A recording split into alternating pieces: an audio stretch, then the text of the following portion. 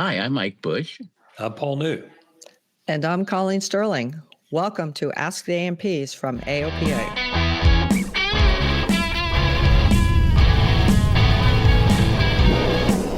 Ask the A&Ps. We quench your thirst for...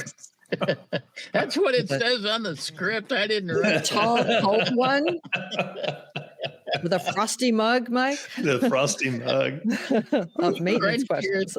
Thirst for those most burning maintenance questions. That doesn't even make sense. Well, okay. At any rate.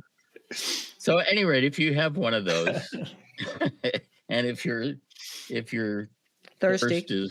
If you're thirsty or something's burning, email us your toughest questions at podcasts@aopa.org for a chance to get on the show and have fun with us.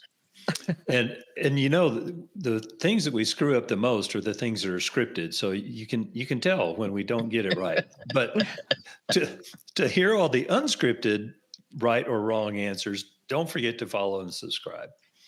It's gonna be interesting to see how the editor turns. We should do outtakes these lemons on into this lemonade. Show. Wouldn't it? Outtakes be fun? We could That would be bloopers. You know, we don't have that kind of time. No. Let's get back on track, Paul. Oh, sorry. Wait, me? You're the one that went off track. You went off script here. Wait. No, I just chuckled. Paul. What? Yes, ma'am. You're the next line. I'm the next line. Which one? Oh, yeah, the line you always do. The make sure and follow and subscribe so you never miss an episode. I did that. No, you didn't. No, you didn't. Well, you now did the it editors. the first time. Oh, yeah. okay. Do it again. Now they really got to chop. Do it again. And make sure to follow and subscribe so you never miss an episode there.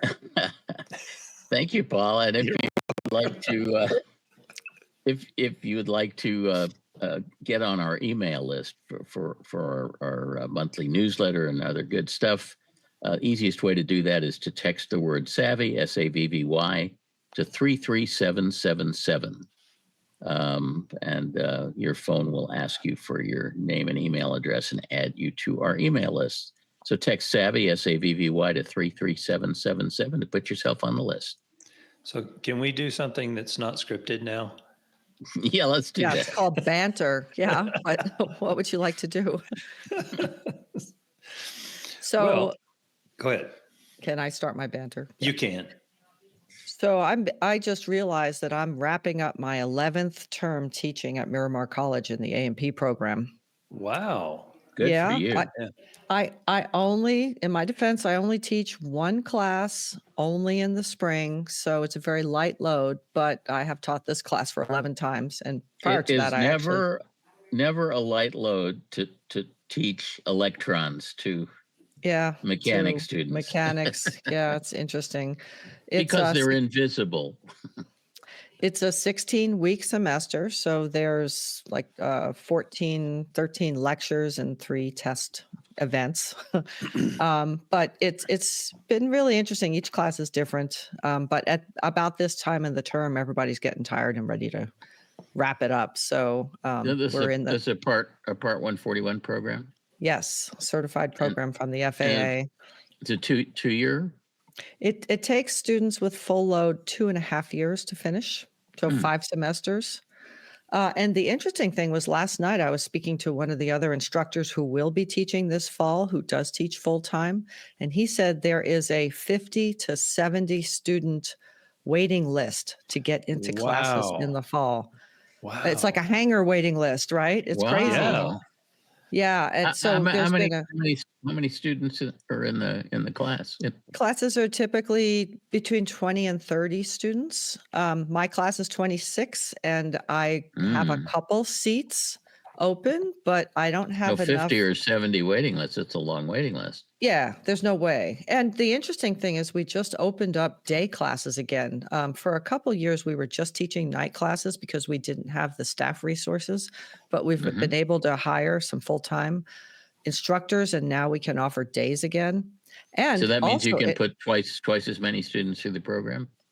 Well, they're not consecutive. Like if I teach DC electrical at night, I do it in the spring, and in the fall they offer it during the day.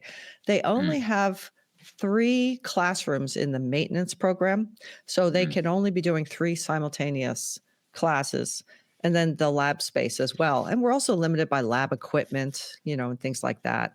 How many engines that they can put students on to tear down, how many multimeters I can use in my class. Sounds like But it's time to expand. well, yeah, I mean, they need money to do that. They're trying to expand their flying program to give students chance to actually fly real aircraft, which is a big step. But they're trying to, move from simulators to a flight school at the school. And the aviation maintenance program is getting a new hangar out of the local Montgomery Field to taxi airplanes around and do engine runs and gear swings and all the things they can't do at the school Mm. proper. So it's really booming. We have airlines coming in regularly and giving pitches for scholarship programs, recruiting. They offer stipends and relocation, and it's very hard to compete, with the general aviation. You need to indoctrinate your students that they should stay in GA and not I go to the try. airlines. GA We is all much more try. fun. Well, we try to talk about how there's a better variety of stuff and you can Oh choose where you yeah. want to live, and it's very Well, and you more probably have a easygoing. lot more autonomy when you're working in GA. But, the dollar speaks and the airlines just offer more money and more benefits, and it's very difficult for local shops to compete with Yeah, that. signing bonuses, right? Everything. Yeah. Yeah. I mean, they even give them scholarships. They buy them tools, like stipends when they're in school. Yeah, how can you argue with that? When you're a young 20-something guy that just got out of the military and you're trying to restart your career, money's tight. I understand that. I did what is today? Yesterday, I came back from Orlando. I did a pre-buy down there, and the shop had a young lady. She'd been there. She's an apprentice, been there about a year. So they assigned her to open and close this airplane that I was working on. Hmm. And so I asked her about going through the school thing, and she didn't have the funds. That wasn't going to work out, but she could work, do it in a shop. And Mm. so I asked her, so how did you end up getting the job here at the shop? And she lived like 45 minutes away. So she was working flight line. She was fueling airplanes and stuff. And every pilot that came in, she said, "Hey, I'm thinking about doing an apprenticeship at a maintenance shop. Do you know anybody that's looking for a mechanic?" Mhm. And somehow, over a period of time, Everybody's looking for me. everybody's looking for a mechanic. So this shop called her, and boom, she's working at a shop and doing well. Mm. It would have been nice if she could have gone through school, but I mean, there are, go to school, work, or do both. It's a lot of I time. don't know. It's a lot of time, but so I'm having the same conversation with her that you were just talking about in terms of GA is more interesting, but the airlines offer more money if you can tolerate. Every solution has a problem, right? So if you're going to work for the airlines, you either deal with all the politics of the airlines and going when and where they tell you, and being the person that fixes seats all day, which that may be Yeah. your job for 2 years, fixing Oh, seats. or if you're really lucky, you get to work on the inside of fuel tanks. Yeah, right. That's the best job. That is the best Yeah. job, Ooh. no doubt. Man, you have to buy new clothes every week because you cannot get jet fuel out of the clothes.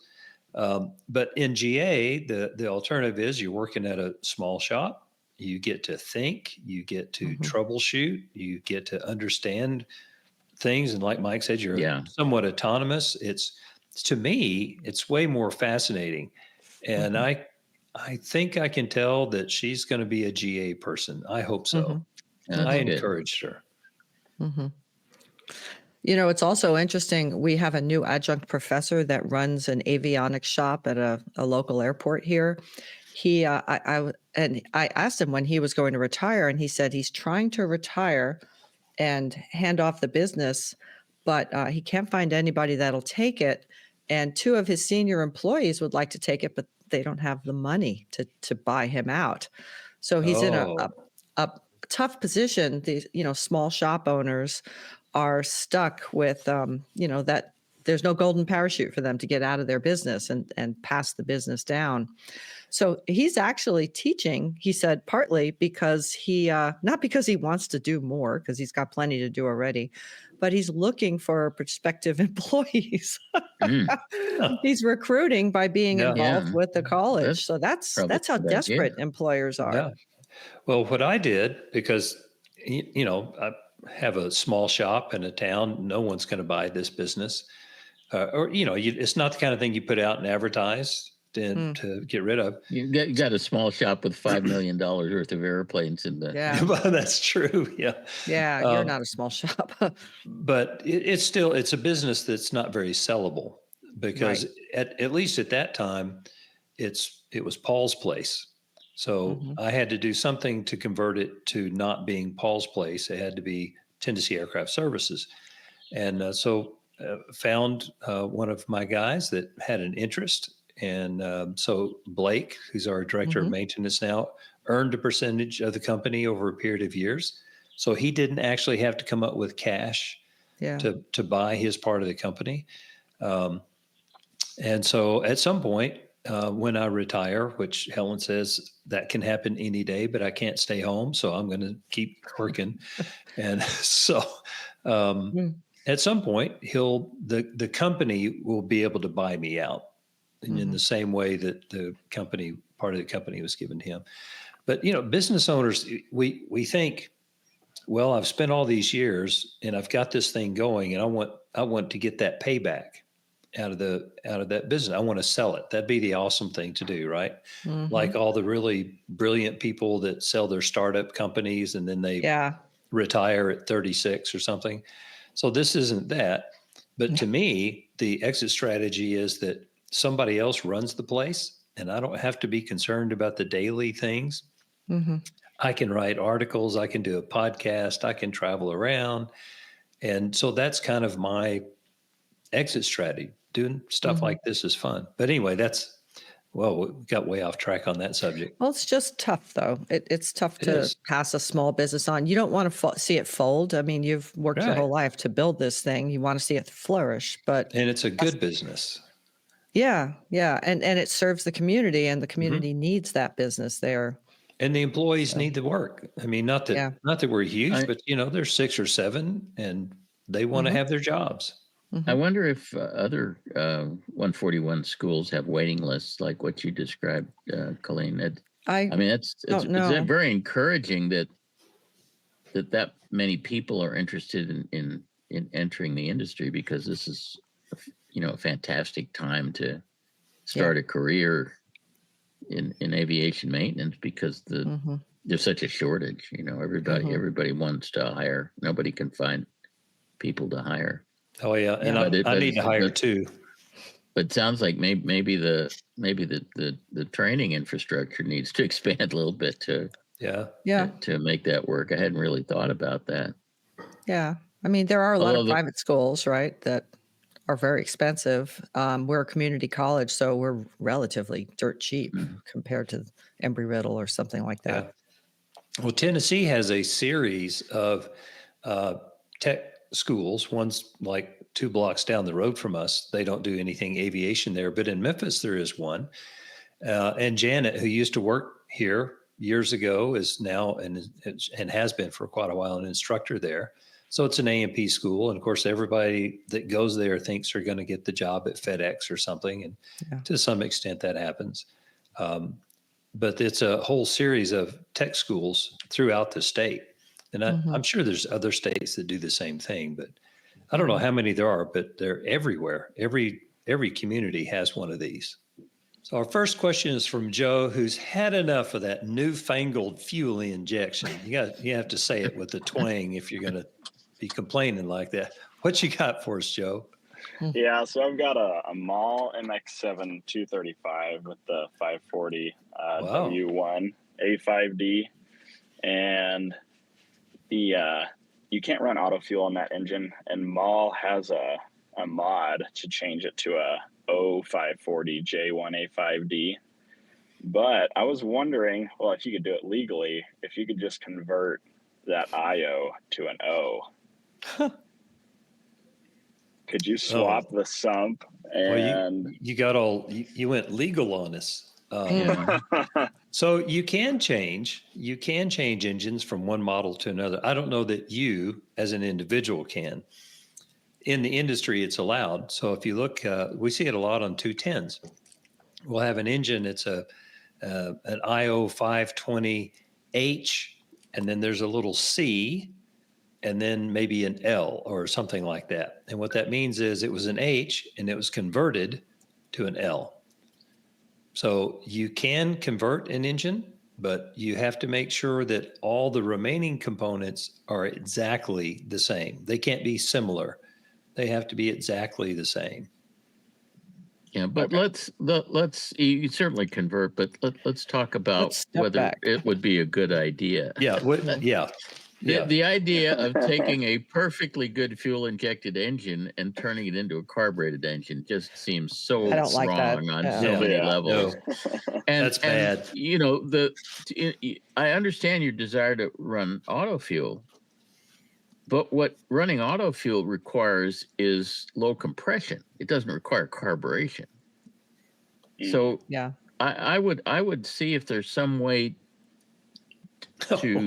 to power that airplane with a lower compression injected variant of this engine, where basically all you're doing is you're putting in lower compression pistons and leaving everything else alone. I don't think the STCs allow an IO to run the auto fuel, period. Yeah. So he's between a rock and a hard place. I mean, I don't know what STCs you're talking about. That's true, is it? No, I just did the research, but that's okay. I don't know what I'm talking about. But I looked at the Peterson STC, and I looked at the EAA STC, and neither of them. We called Peterson and asked him if they had a STC for that, and he said they were working on it, but every time they tried it, it would just vapor lock on that airplane with that. Interesting. Engine. Wow. So. Wow. Yep. Always trust when Colleen does the research, man. Trust Colleen. I think you're nuts switching to an O because a couple reasons. Fuel injection's great. I mean, it you can run lean of peak. It's really simple. There's no icing issues. If you go with MoGas, you have to store MoGas in your hangar, right? You got to cart MoGas around like a homeless person, you know, and hey buddy, you got some MoGas for me? I mean, it is such a pain. Yeah, it's unleaded. That would be nice. But like I a think homeless person. You got a great engine there. Why would you want to change it? So that's my personal opinion. Now, is the reason that you want to use MoGas because it's cheaper or because it's unleaded? Both. Because so you could certainly run that airplane on gammy fuel or you know. That's not cheaper, Dave. That doesn't check the cheaper box. Yeah. We get unleaded 91 no ethanol on bulk, so it just works out good. Oh, it's convenient. Okay. It's convenient. Yeah, it's super convenient. So that's the reason why. But he's just thinking out loud here, probably. That's what you're doing. Yeah. Well, I think you could modify the engine to a different configuration, and you mark the data plate that it's been changed to a different configuration. That's done pretty routinely. But you can't ad lib, as Paul said. You have to do it exactly. Yeah, it would have to conform to that data sheet for that engine. It would have to all be the same. Everything. Exactly. Part number by part number. Yeah. Okay. Now, if it's the nice thing is with it being Lycoming, you can follow that path. They have I don't know if it's a chart, and now I'm trying to remember where it is, but it shows, this engine, this core version of this engine follows this path to get to all these different other versions. And that would help you a lot. But it's going to be something, if you're really serious, and this is not going to be cheap, you're going to have to I would call an engine shop and start there. because they'll have that documentation more readily available. It's not the kind of thing that most A&Ps really think through, because we're all like, why do you want to do that? So, yeah. An engine shop couldn't care less. It could involve changing the counterweights on the crankshaft and stuff, right, for the derating. Okay. There's a lot of subtle things that. It's all in the details. But I'm sure it's doable. Okay. So the 540, the 0540, the J1 A5D, what's the difference between the W1 A5D and the J5 or Don't J? know. Have to look That's at what you have to look up. Yeah. Yeah. Okay. And that's what I'm saying. You have to one way to do it is start with the parts catalog, and literally every part number by part number. The crankcase could be different. No, but the best way to do that is to just go to the TCDS for the engine, and there'll be this history. They'll say the first engine was an A, and then the B is the same as the A except for, and it says what it changed, and then the C came out and it's the same as the B except such said change, and it give you the whole history of what was changed to come up with all of these different variants of the engine. Lycoming has a similar thing to the type certificate data sheet. It gives you a little bit more detail, but you have to make sure you can't skip something, because then you're suddenly flying an experimental engine. And if you have the wrong counterbalances or counterweights, things can go south really quick. Why do we say that? Why do things go south? There's nothing wrong with south. Don't know. That just hit me. Oh, well, sorry. Squirrel. You'd think Southerners would say go north. Go north, yeah. Or west. We don't, No, don't be sending your bad stuff this way. That's right. Yeah, I'm looking at the type certificate data sheet for the J1A5D, and it says it incorporates. Colleen's pulling a Colleen. Well, I did That's pull the two type certificates to see if they had different compression ratios, because I was thinking that maybe he'd have to switch out pistons too, but it looks like he doesn't. But the J1A5D has a dual magneto. Yeah, all of them with the D at the end have a dual mag. Yeah, which doesn't sound like I wouldn't go there. I mean, are you starting with a dual? I forget. Yeah, he has a dual now. Oh, okay. So you would keep that. Yeah. Hey, if I were changing, I'd actually want to get rid of the dual, but that's a whole case change. So. Well, the first letter, if I'm not mistaken, and I don't see Lycomings like it used to, but I'm pretty sure the first letter is the accessory housing. Oh, okay. And he's switching accessory housings. Right you may be changing the accessory housing. You need to run the cost comparison for these. I mean, what's a carburetor cost? How much fuel savings do you need to buy that carburetor? You could probably buy lots of gas. Buy a lot of 100 low lead Delta for the cost of doing that. Yeah. Yeah, it's like getting a sex change. It's like doing, like a plastic surgery. I mean, there's a lot of cost there, and is it really worth the trouble? Well, and carburation is so 1950s. I mean, I love fuel injection. I just yeah. Even though our fuel injection is 1950s. Yeah. Now Ian's going to get a whole lot of hate mail from carburetor lovers. So you can just see it coming. They have their place, but if you already have fuel injection, and I hope we've talked you out of it, but if we haven't, at least go find out the complete cost before you start. The one that drives me crazy is what I'm sure Paul knows, the STC that takes a perfectly good turbo 210 and unturbos it. Oh, yeah. Now that's the one that just drives me up the wall. Why anybody would want to do that, I just cannot. It sure makes them easier to work on, I can tell you that. We've done a few of those. As a maintenance provider, I love it. Yeah, it's great. Yeah. But anyway, answer your question, Joe. Yeah. Yeah. Well, thank you. Your very mileage much. may vary. So it's your decision in the end. It's your pocketbook, but. Sounds great. Well, thank you guys. All right, Joe. Thanks for the call. Have a great day. All right. Bye-bye. Our next question is from David, who wonders why we're so afraid of TBO. Go ahead, David. Well, my my question was that I have a 1957 182 IO 470L. Is that the plane behind you? That is the plane. So you get super special extra points. If we had T-shirts to give away, you would get 3 for being at your airplane with it actually in the background, not just a picture of it. This is awesome. Well, and to top off, he's wearing an aviation headset. Yes. People who are listening to the podcast and audio only are missing all of this stuff. Have to use their imagination. Yeah. Well, if you would have, if we'd done this yesterday, you would have seen the engine. Oh.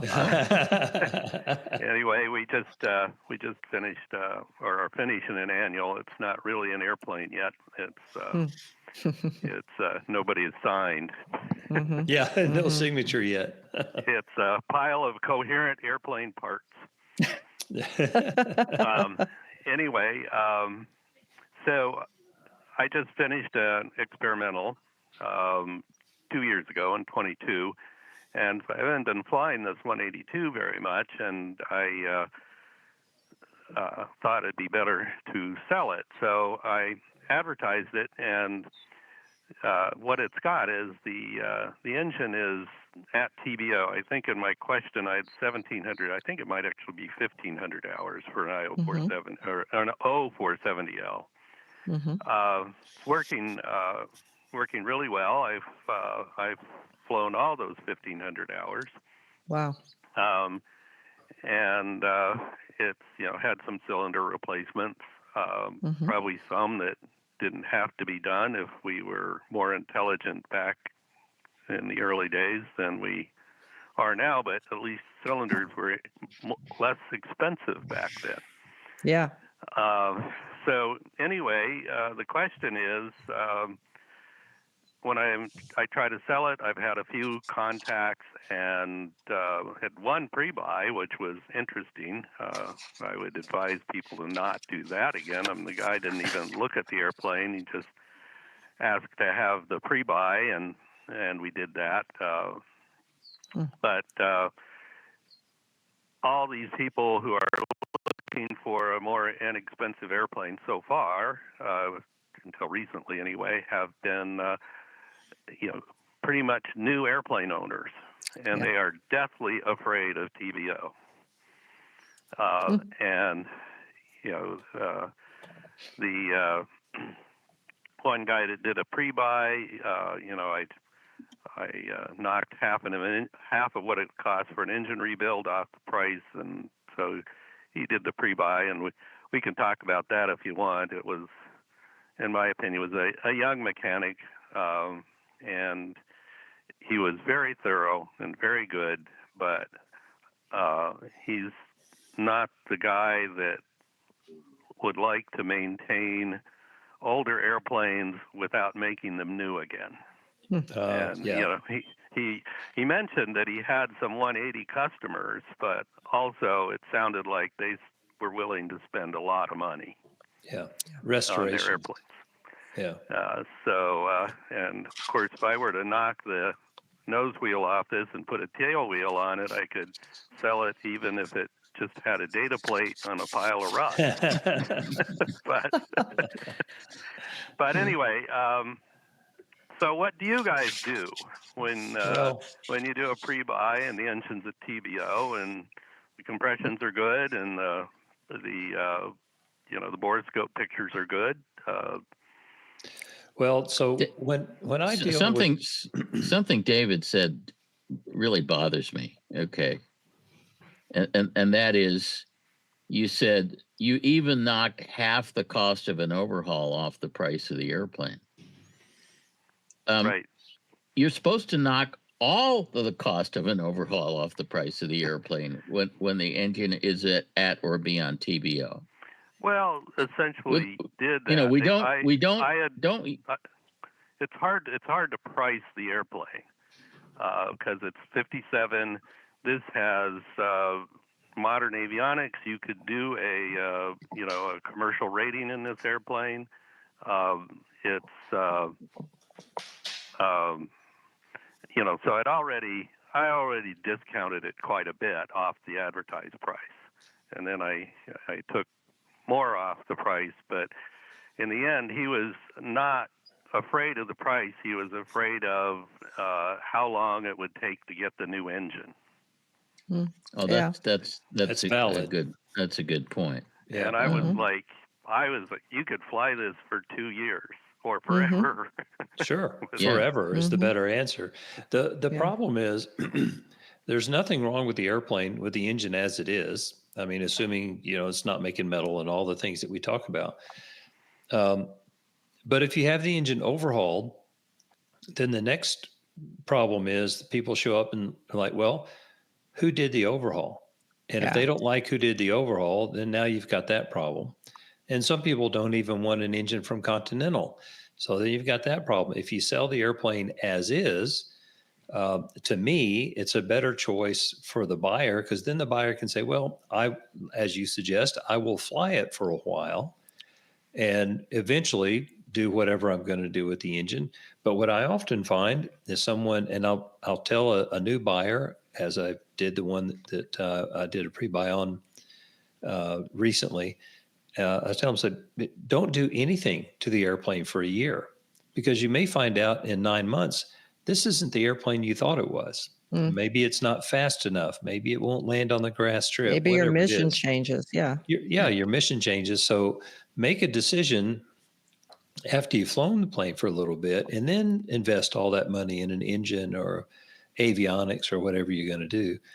But the downside, as Mike and you just had that discussion, is most owners don't want to buy an airplane and then immediately dive into a 6-month engine overhaul ordeal. They want to fly. They want to fly. Well, but if you're going to do that in advance, then you have the 6-month wait time for an overhaul. But of course, what we all know is the bottom ends of those 470s are perfect. Literally indestructible. As long as you don't operate them without any oil pressure. Yeah.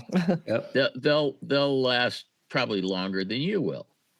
Well, all of the issues are typically top end issues, and top end issues should never justify doing an overhaul. They cleverly make these cylinders removable for a reason. So I have a small list of things that should justify doing an engine teardown, doing an overhaul. Things like the engine is making a large quantity of metal and the source of the metal can't be found. That's a reason you tear down an engine. Or there's a case crack that is not an acceptable case crack, and then you're going to have to tear down the engine. Or there's an AD. Or it's leaking. Well, I don't know of any ADs that require you to tear down an engine. Do you? Well, if a crankshaft showed up on an AD list, you'd have to open it up to. Well, yeah, that's rare. I mean, not this airplane, but in general. Yeah. And then Babbitt Connect. material in the oil analysis. Yeah, but no, Paul, don't say that. Are you saying that you would ever tear down an engine based on anything that was in an oil analysis? No, that would be the thing that made me start watching. So of course, right. Yeah. You'd have to see Babbitt material in the oil filter before. Right, but I mean that's where you start. David, it seems to me the bottom line is if you've priced the airplane appropriately, you should have buyers, because not every buyer wants to buy an airplane that's not turnkey. But there is a buyer out there for your airplane that recognizes that it'll go several more years, and they can decide to, overhaul at their leisure, when it's appropriate for them and they know what engine they want. I know I'm an oddball. Yeah, for 40 years, I've been preaching, and I practice what I preach, that the best way to buy an airplane is with a run-out engine. Yeah. Yeah. And I bought my 310 40 some odd years ago, it was 100 hours from TBO. And the advantages of buying an airplane with a run-out engine are dramatic. First of all, the price of the airplane has been discounted by what it would cost to overhaul the engine. It's fully, it's basically you're only buying the engine at core value. Yeah. Second of all, the seller is usually highly motivated because the seller doesn't want to invest, $40,000 in this airplane he's trying to get rid of. So, that's advantageous to a buyer. Third of all, you buy the airplane with a run-out engine, and the worst that can happen is that you turn out to need to overhaul the engine soon. The best that can happen is you wind up having to overhaul the engine like 10 years later. All the surprises are on the upside. You bought the airplane at a price based on the worst case assumption, which is that the engine actually needs to be overhauled at TBO right now. Yeah. But so if it turns out, as it probably will, that the engine doesn't need to be overhauled at TBO, then you've got a windfall profit. Free hours. Yeah. There's nothing. There's nothing bad to be said for buying an airplane that way. It's the best way. And also, as Colleen mentioned, when the time finally comes that you're going to overhaul the engine, maybe because it started making metal, maybe because you had a prop strike and it's an opportunity for an insurance subsidized overhaul, or all sorts of reasons you might do it. But you get to pick the overhaul shop. Yeah. You get to pick what magnetos they put on it and whether they powder coat the case and all this stuff, and whether there's superior cylinders or Lycoming cylinders or whatever, rather than the seller who's trying to get rid of it, who's probably the last guy in the world you want to be picking how that engine is going to be overhauled. So it's all good. It's just like if you're selling a house, don't overhaul, redo the kitchen before you sell it just to make it look flashy and good. The next person might want a kitchen that's a certain way. They'll probably rip all that stuff out anyway and redo it their way. I would rather buy a house that's a tabula rasa that I could, go in there and make it mine. And as long as the price reflects the fact that you're going to have to do that at some point. And I'm assuming you've priced it appropriately. That may be the problem, why you don't have buyers. I bought my airplane, my current airplane, purposely. I bought the least expensive airworthy, in quotes, SR-22 I could find. And I now have an extra just over 500 hours on that engine that was at TBO when I bought the airplane. Wow. So, and my engines, I took one engine to about 250% of TBO and the other engine's still trucking. So I don't even know what that number is going to be. But David, David's point is very valid that if you're dealing with mostly first-time airplane buyers, then you're dealing with people who don't think in a very sophisticated way about this. Well, they want turnkey. They want to fly. They're excited. They don't want to. Well, and they've drunk the TBO worried. Kool-Aid. They think that actually means something, and it doesn't. Well, so here's David, what you do. Send the buyers to the podcast. Yeah, or if you want to make a pitch, where are you advertising your plane? We'll pitch it for you. Well, the thing is, they didn't even look at the avionics. It's got like $50,000 worth of avionics, G5s, GTN 650. I mean, it can fly anywhere. That's probably most of the value of the airplane, right? If it was parted out. That's what I think. I think it gets close to the price of parting it out, given the engine core and the parts. So, well, what's happened since then? I mean, since the question is, my brother and his partner in another airplane, they unfortunately lost that airplane. And they're interested in buying it because that other airplane was a two-seater airplane, and they've sort of been told by other people involved, that a 4-seat airplane would be better. Mm-hmm. Were you one of those other people involved? No. Oh, okay. Those just were checking. people they live with. Okay. Oh, Oh, I right. see. Yes. That's great. Well, a 182 is a great plane to It have. is a great plane. It is a great plane.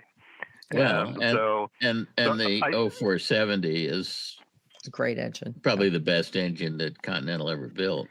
Well, except for the induction system, but at least the and I was going to say to Mike's point that the crankshaft that is in this engine is the original, 4,800 hours on that crankshaft, and it has never had an AD or a problem through 68 years of Continental crankshaft ADs.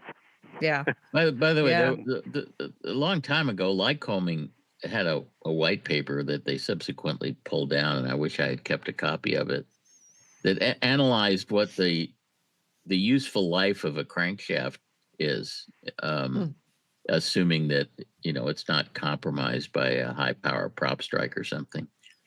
And they came up that they said on average a crankshaft's life is about 14,000 hours. Interesting. Okay, well, got 10,000 left. There you go. That's the way to think about it.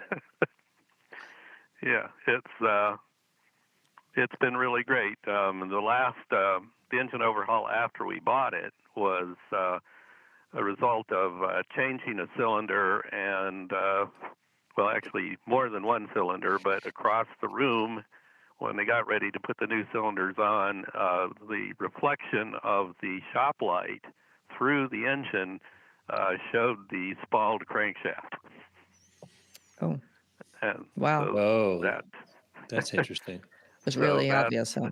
It was interesting. So did you mean camshaft? Camshaft. Yeah, not crankshaft, camshaft. Yeah, spalling on the lobes. Yeah. Wow. And so the mechanic had the cylinder in his hand, and then he looked in there, and then he pulled it back. Didn't need a borescope. Didn't need a flashlight. Yep. You saying that he didn't stick his head in the hole before he ordered the new cylinders? That's interesting. Well, either that or the light wasn't right. It was just perfect lighting, actually. So. Or they weren't looking for it. Like if you don't look, you don't see it, right? Yeah, well, that's the thing. Right. I've had. He probably wasn't the best mechanic I've ever had work on it, but but. Well, I hope your brother takes the plane. That would be a nice solution for you. Yeah, and it'll be in the family. Yeah. But he came here when we did the inspection for the annual, and was able to talk to at least my mechanic, who's probably the best mechanic I've ever had. Of course, he's been working on this airplane for 30-some years. So. Yeah. Wow. And anyway, I'm curious, what experimental are you flying now? Well, familiar to you, it's a Lancer 2000 RG. Nice. And very nice. It's a little very faster. Nice airplane. Little faster than about twice as fast. Yeah. Yeah. On less gas. Twice as fast. On the same amount of gas, twice. Oh, as okay. fast. Yeah. But pretty nice. It's pretty nice. It's a 2-seater, and part of their other discussions, my own spouse doesn't like getting in and out of it, but she really likes the flying fast part. Yeah. Yeah. Trade-offs. Yep. It's nice. It's got about 200 hours on it. Nice. Very cool. Okay. Well, a very interesting question, and it looks like you have a solution, but we're still advocating buying a run-out engine on an airplane. It's a great way to buy an airplane. If it goes to back to advertising, I'll put that in the ad. I'll write some ad. I'll write some ad copy for you. There you go. For free service. There you go. Okay. Well, thank you, Dave. Thank you for dialing in. And All right. it's been interesting. Yeah. Good. Okay. Good luck Thanks with for that. calling. Hope it works out. All right, so we've got a few letters that I'm excited to read. The first is from Cyril. He says, I was listening to your recent episode, and the group was discussing engine power and how it related to engine life. They commented that one guest's engine would last a long time, given that he was running at only 45% power.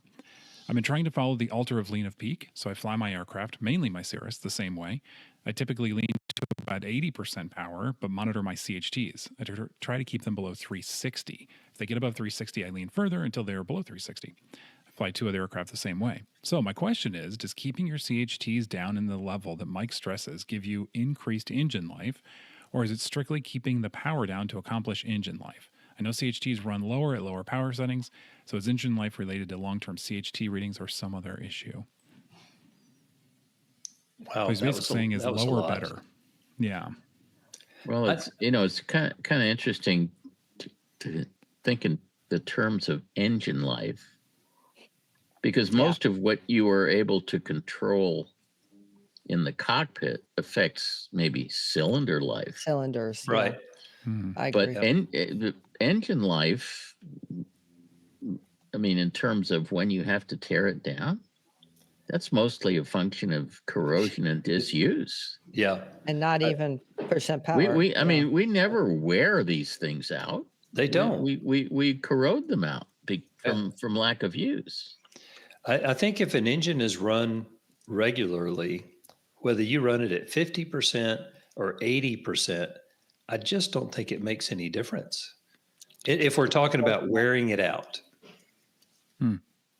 Yeah, I mean, there are some certain kinds of engines that have a history of suffering from crankcase cracks that are probably worse if the engine is run at high power. I mean, we see more crankcase cracks in 550s than we do in 470s, and they're basically the same engines except for the horsepower they put out.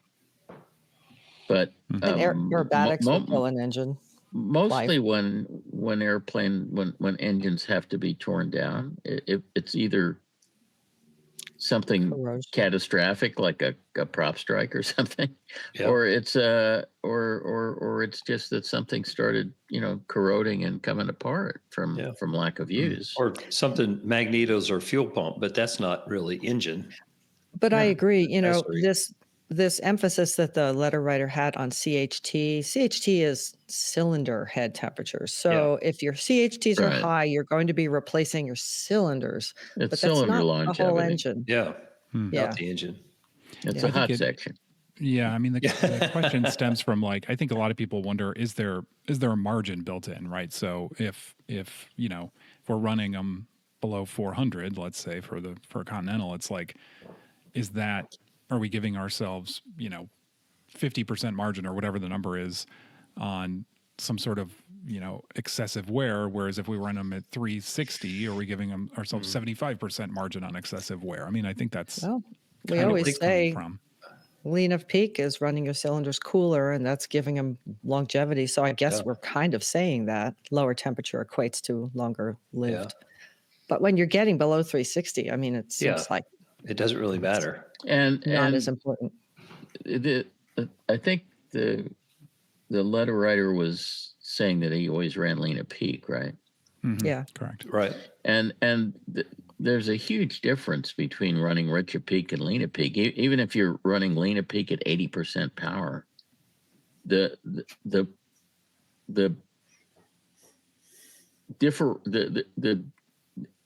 when you're running lean at peak, the pressure pulses that go on in the cylinders are broader in time and lower in amplitude. And when you're doing it, when you're running rich at peak, they're much sharper and shorter. And so the rich at peak stuff is tougher on the engines from a wear standpoint than running the same horsepower but running at lean at peak. That's a good even point. independent of temperature. Yeah, but of course we have to run a rich at peak for takeoff and stuff. Takeoff and we don't have any choice. And the The normal Cirrus is everything full forward for the climb. So if it's turbo, then they may be climbing to 17,000 feet or so. But even still, that's I just don't think that's an issue. I don't see problems and in the even shop related even to when you're engine wear. talking about even if we talk about cylinder life, a huge number of cylinders are euthanized inappropriately. They're removed when the problem could be solved without removing the cylinder. Yeah. Like a valve. But the kind of the traditional standard of care is if anything's wrong with the cylinder, you pull it off. Amputation. And we we're sort of trying hard to change Transplant. to change that, but it's even a little hard to know how to think about cylinder life, because cylinder life to me would mean how long it can go before you have to pull it off. And frequently cylinders get pulled off when they don't have to be pulled off. Yeah, true. And engines get torn down a lot when they don't have to be torn down. So it's just I think that the biggest effect on engine life is what mechanic you pick.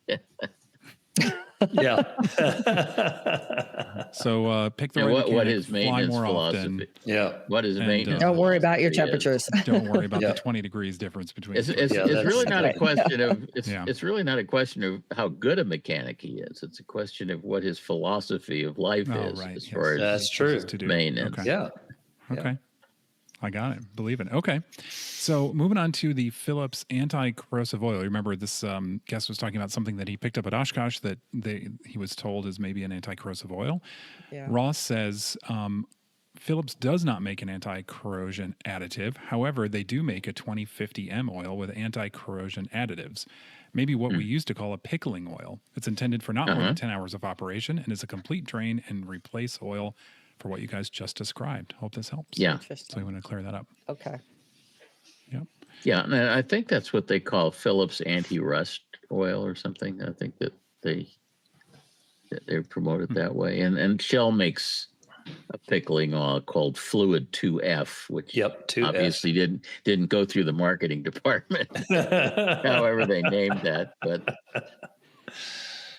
all right. And also, we think taking regular oil and doing a double dose of Cam Guard makes a fairly good pickling oil. Yeah. That was a good idea. I like that. That's what I do. And then spray some oil in the cylinders. Boom, you're done. Okay, great. Finally, John wants to talk about tire ply. He says on a previous podcast, somebody inquired about substituting a 6-ply rated tire for a 4-ply rated tire. And the answer was that the tire rating, if it was not part of the TCDS, the type certificate data sheet, then it wasn't a limitation on upsizing. But what if the TCDS does specify a 4-ply rated tire? For example, TCDS A-787 Note 202. He doesn't say what airplane that's for. He says, I can see where a higher ply rating could be possible to be a stiffer sidewall with less flexing and therefore impacting the overall landing performance by providing slightly less give during landing and taxiing. Is it still You okay just to got to be substitute- better at flare. That's it. He said, is it still okay to substitute the higher ply rating without a field approval since that is a change from the type certificate? If it's in the TCDS, I think you're stuck. Yeah, I That would be don't my see. guess. We had several years ago. That's actually not true. I wish I'd known this was coming, because I could have pulled up the FAA guidance, but there's some very specific guidance that said a type certificate data sheet is an airworthiness is an airworthiness document, that it's not a maintenance document, and you don't, and it also says things about that notes on the TCDS are never mandatory and stuff. I'll have to find it, because it's I do really remember That came up once. Yeah, that was a Yeah. real eye opener for me that the notes aren't mandatory. So I Yeah. was going to say several, maybe 2 or 3 years ago, which is bizarre that we've been doing this, 5 years now, That long. whatever. Yeah. Some guy with a jet, and there was only one brand and part number tire listed for the airplane. And those were out of inventory everywhere. And he was grounded because he could not get a tire. Yeah, I remember that. And I think that's where this came up, and deciding or questioning whether or not a different part number tire could be used. It's a little different than ply rating, but still. And I think the type certificate data sheet was kind of the controlling, and the parts catalog. They both only list that one part. So there's got to be ways for these documents to evolve, right? I guess STCs or something that introduces new things that are gone through the approval process. So let's think about this. If we put on a 6-ply tire instead of a 4-ply tire, and the 4-ply tire is part of the type design, then putting on the 6-ply tire is an alteration. Yeah. But is it a major alteration, or is it a minor alteration? We'd have to go look it up, but it sure sounds pretty minor to me. Sounds pretty minor to me too. I mean, if you look in Part 43, Appendix A, I bet it doesn't say anything about changing the ply rating on tires being a major alteration. So, that's if somebody backed me up to the wall to justify the fact that I have 8-ply tires on my airplane instead of 6 because 6 weren't available, I would say, oh, well, it was minor alteration. It was in my authority as an A&P to sign it off the logbook entry. Well, I've done it for years. That's my story, and I know. I'm guilty. There's a lot of little airplanes that say 4-ply, and everything on the shelf is 6-ply. Yeah. The dimensions are the same. And weight. Seriously, if someone's worried about the impact it has on the landing performance, that just blows my mind. That would not be. Yeah, that would even register. They're a little stiffer. I can't imagine that most pilots could tell the difference. Yeah. Unless you made a really hard landing. Yeah, take that to your runway. Yeah. So interestingly, I looked up the TCDS. It is for it's Univair that owns it. And it's for the A2s. So basically that's the air coupe, right? I think the Airline A2, isn't that the air coupe? A2, I don't know. Yeah, that Univair owns. And so it's interesting because it's not in all of the different models. It's only in some. And they not only specify the ply, they specify the make and brand. Oh, so if that company goes out of business, you can't fly the airplane anymore. Yeah. Yeah. I think then you go to that vintage aircraft advisory circular that talks about material substitutions and stuff. Yeah. Yeah. Got to be a way to keep that thing going. Sure. Yeah. In fact, they say, it's like Wilson Fender model LW1 nose wheel. It's like, not that one. No. Yeah. No. So yeah, that's interesting. I've never seen that before. Yeah, we can't get those wheels anymore. We're just gonna have to 3D print them. with the original labeling and part numbers. Our next question is from Shalom, who has a Cirrus that doesn't want to behave. Go ahead, Shalom. Well, it behaves actually pretty well. It's a 2004 G2 SR22, normally aspirated, and it flies very well, except for one annoying item. During cruise, the mixture, I'm flying, of course, LOP, if I set the mixture to my normal cruise range, which is 12.7 to 13.5 gallons per hour, it will randomly start playing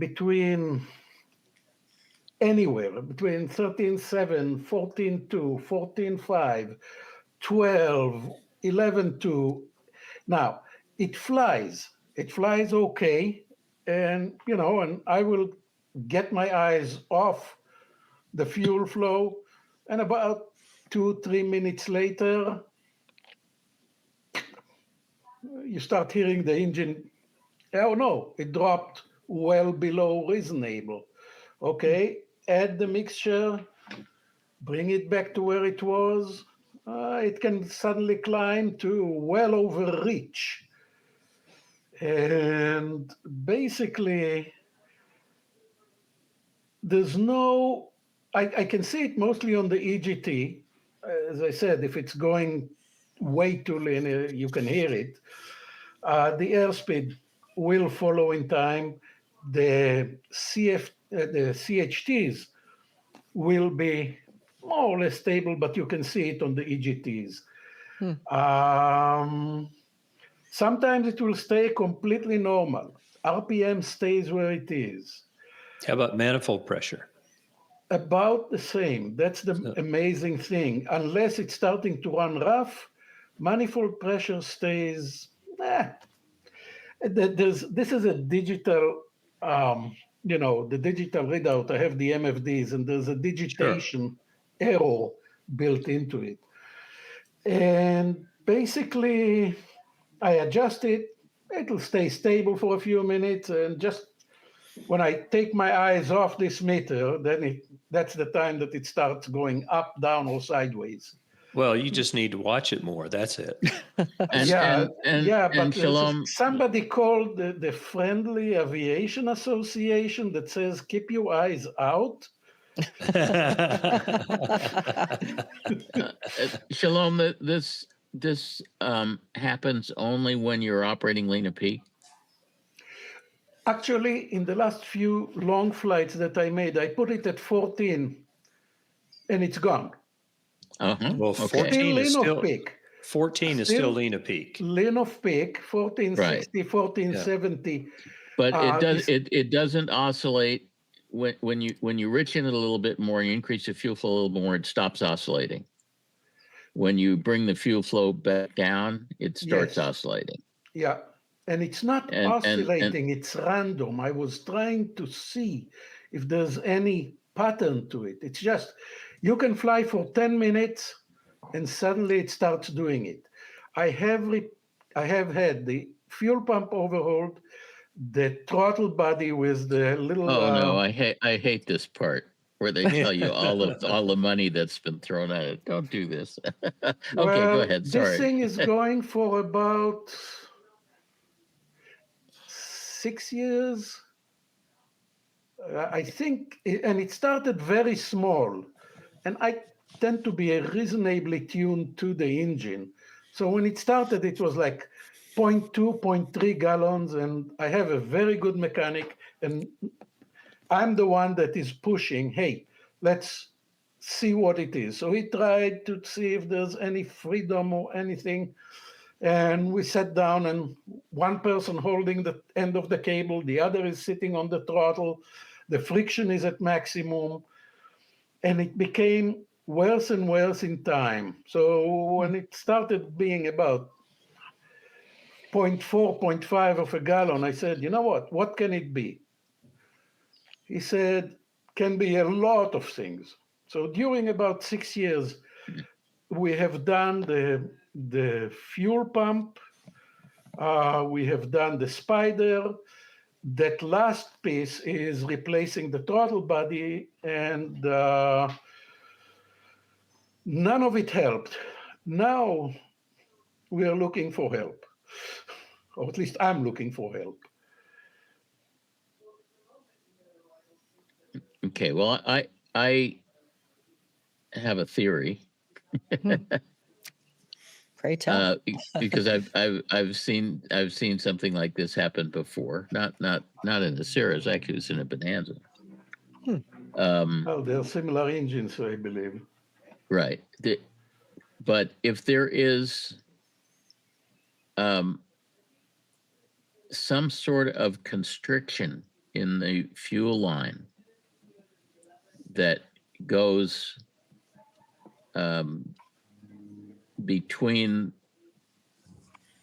the fuel control unit and the manifold valve, what you call the spider. If there is a restriction in there, it can cause oscillation of the fuel flow at low fuel flows.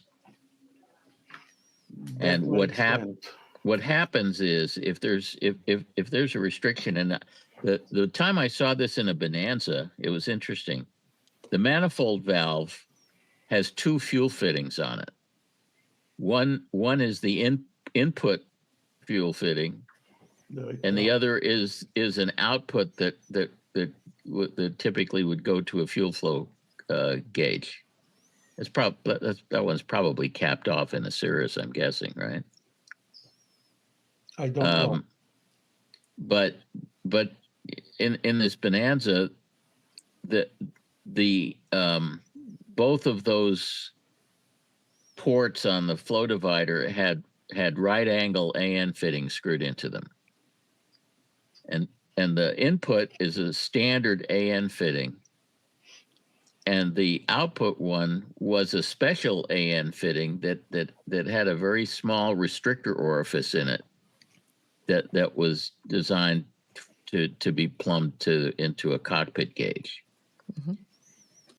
And a shop that did an overhaul on the engine reversed the two right angle fittings so that the restrictor was on the input rather than the output. And the engine flew absolutely fine until you started leaning it back to lean a peak. And then the fuel flow would go all over the place. Wouldn't that be? Sorry, go ahead.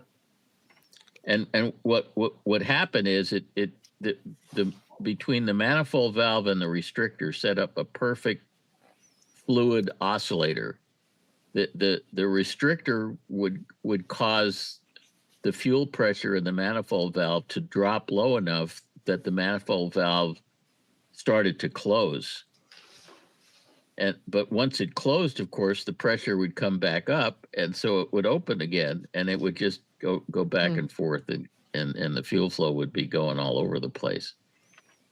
I've seen this happen. That was the most dramatic time I've seen it happen, but I've also seen it happen when there were other restrictions, typically having to do with where the fuel flow transducer is in that path between the fuel control unit and the manifold valve. If there's a restriction in the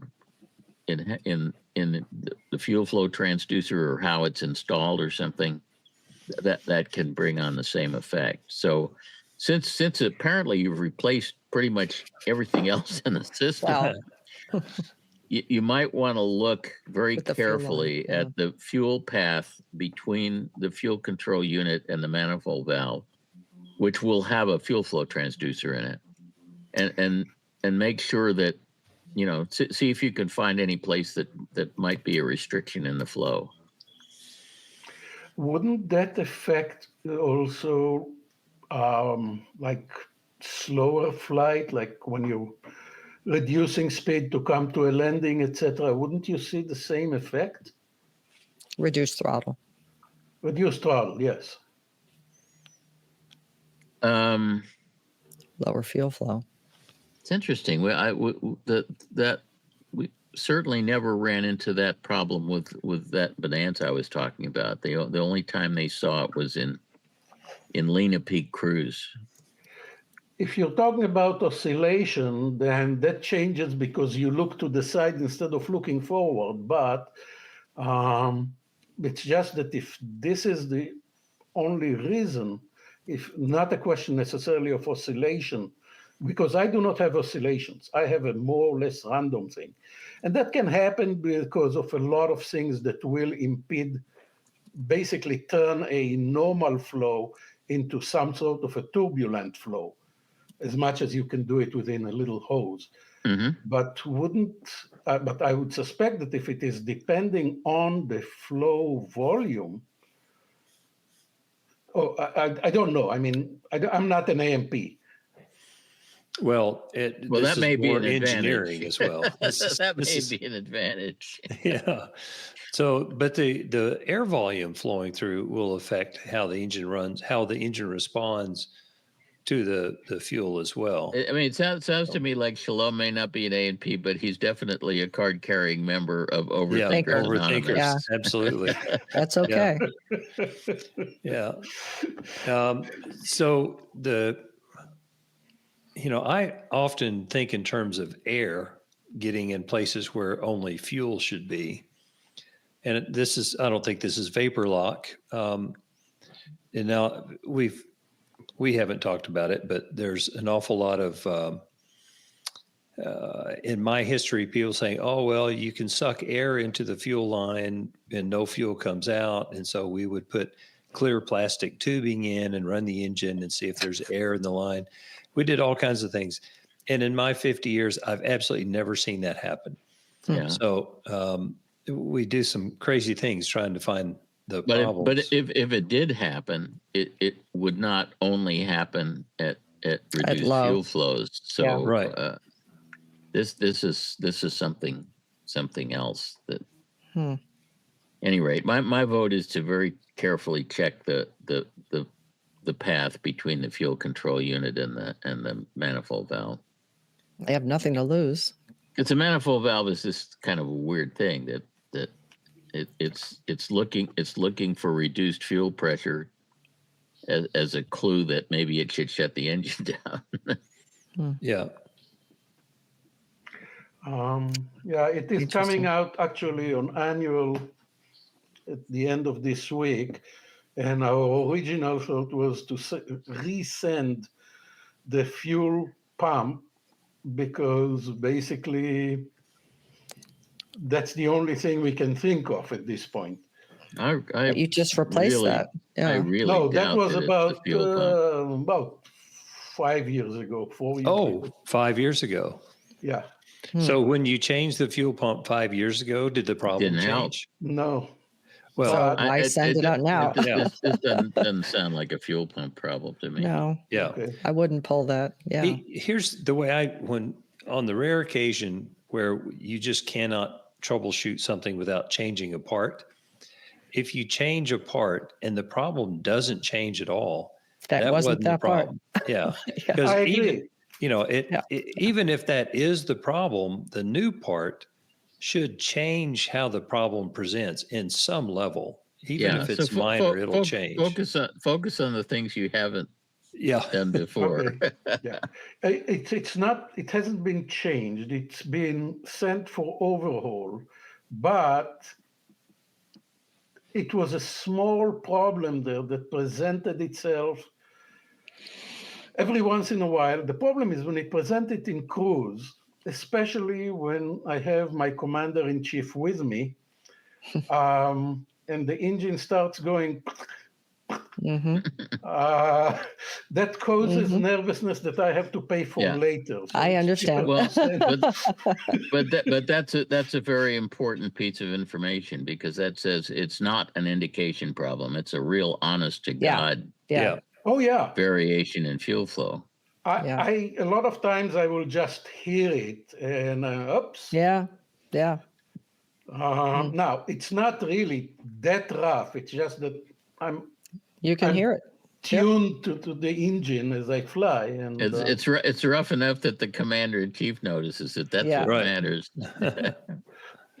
Well, she at least once did. once is all it takes, right?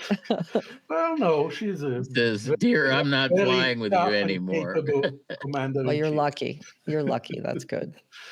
But okay. So try that suggestion. It's something you haven't tried before, so maybe that would do it. Absolutely. That's a tough one, though. Yeah. Well, all good things must come to an end, even this podcast. We probably said some controversial stuff over the course of the show, and I expect at least one of our listeners is shaking their head in disbelief. To that listener and to all our listeners, I say, write us. We do read your letters, and we want to hear your perspective. You can always reach us at podcasts@aopa.org. See you next time. Bye, everybody.